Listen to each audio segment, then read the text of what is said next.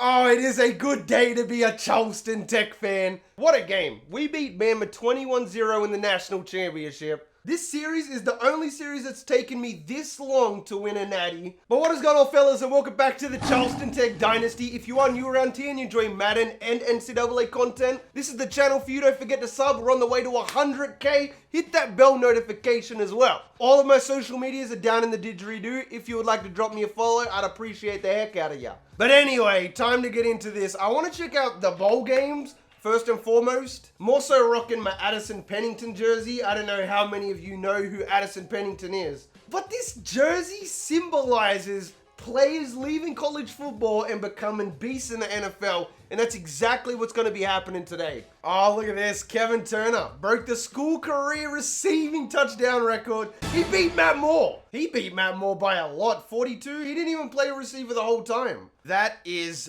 crazy. All right, let's check out some of these more interesting games like Florida State smashing Nevada. I mean, we knew that was going to happen, right? Let's be honest. Tulsa made it into the top 25. I'm looking forward to seeing them. I think I had Oklahoma State winning this game. They lost to Arizona State. USC lost to Duke. Oh my goodness. Clemson beating Florida. Boston College beating out LSU in the Chick-fil-A Bowl. Man, we are so far in the future now that crazy stuff is happening. Like Tennessee knocking off Michigan, Georgia getting pumped by Penn State, Texas losing to Auburn, Oklahoma beating UCF, which we all could have probably predicted. Yeah, a lot of interesting games, a lot of big upsets like Northern Illinois beating ranked West Kentucky. And of course, we finished the season not only with the national championship, we got the Heisman this year, so heading into next season is going to be super tough. Look at that progression, mate. 2 12-1 seasons. We still don't get in the natty on either of those seasons. We weren't even close to the top in terms of offense, which is kind of shocking, actually. I think in terms of passing yards, we weren't even close to the top. Same as rushing. We were 6th in points per game, though, which is good to see. I want to check out defense, bud. UCLA had 43 sacks, UAB with 42. We had 48 on this team, bro. 15 interceptions as well, which isn't top of the country, but we're right in that upper echelon. We got a target on our back. All right, this is what I was scared about. We have a brand new offensive coordinator. Players leaving. This is gonna cut us deep, man. A lot of legends are gonna be elite. Ronald McIntosh, you filthy bastard. I'm not gonna try and persuade him because that's just gonna come back and bite us.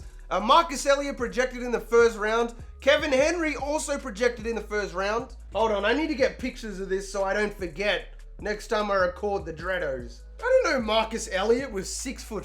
Jeez. It's not just these three right here, but there's a lot of players like Lee Lewis, who's going to be hard to replace. Bobby Watkins, another 6'5" wide receiver who destroyed it. I mean, you got Dan Bryant. He had a pretty quiet career here at Charleston, but his senior season, mate, he was an absolute monster.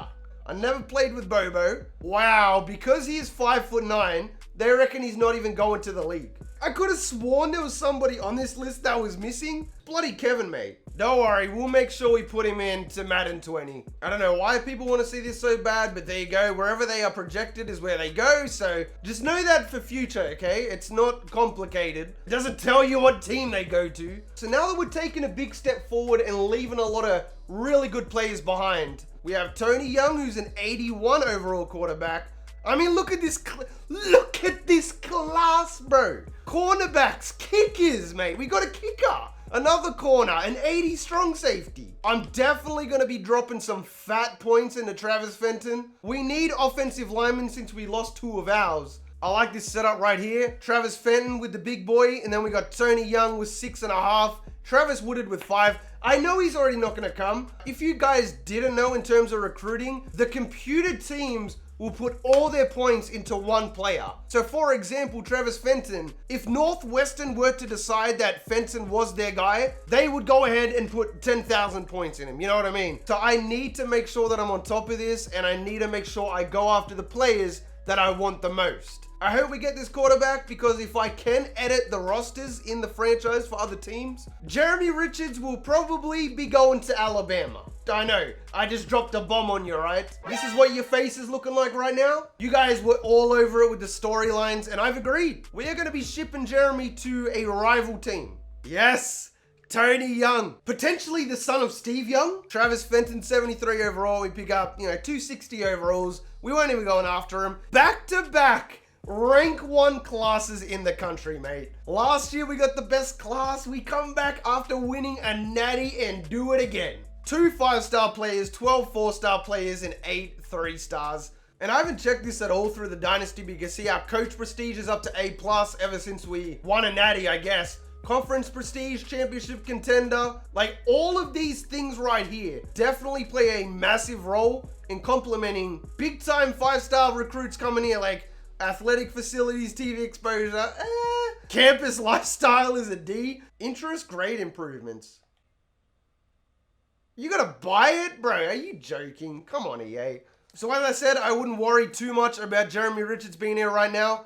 If I can do it, remember, I forgot if I can, but I'm pretty sure I can. Terence Pope, 84 overall, will more than likely be the starter. We have Kenneth Jones as well, who I don't really know a whole lot about. Like, it says he's a scrambler, but his speed and Excel tell me otherwise. Tony Young is 100% going to be the backup. We might even redshirt him. I might redshirt him this first year. At running back, Javon Thompson, backed up by big bad Bo Davis. We're going to have to invest in a running back this year. Fullback, we're great. Wide receiver, interesting. Matt West and David Ross, of course. We know all about them. They're great players. We see a lot of new people coming into the mix, though. John Foster getting a big chance. Greg Burns stepping up. Carnell Bell, who's been out there sometimes. A lot of players we don't really know a lot about, like the Brewster. At tight end, of course, Jason Adams. Wouldn't have it any other way. This is where things get hard, though. We don't really have an offensive line, like, at all. Even though I try to emphasize it, I promise you, it's just hard, bro. Left end, Lance Huff, of course, entering his junior season. On the other hand, Adam Edwards, the sophomore. At defensive tackle, Rashad Clark, who broke the school record in the natty. Joe Rogers, fantastic backup. Linebackers, we got Anton Johnson, Terrence Johnson. And then, of course, Phillip Briggs in his final season. He's going to have some good backups as well, though, like Rama Preston.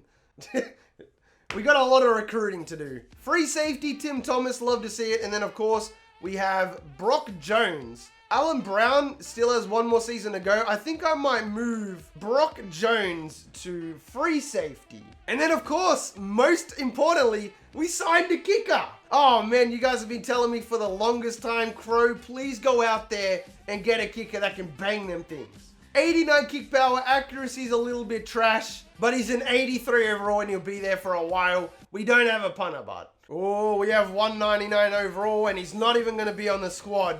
99 throw power, 92 accuracy, bro. He is a stud quarterback. Our best player is going to be none other than our strong safety, Alan Brown. Phillip Briggs up to a 94, Rashad Clark up to a 93. I mean, this is Lance Huff. Like, we're getting 5 to 6 bonuses on all these players. Terence Pope in his sophomore season is up to a 90 overall. He will 100% be a 99 by his senior season. Javon Thompson up to a 91, about bloody time. David Neal up to an 86. Receiving core is kind of nice.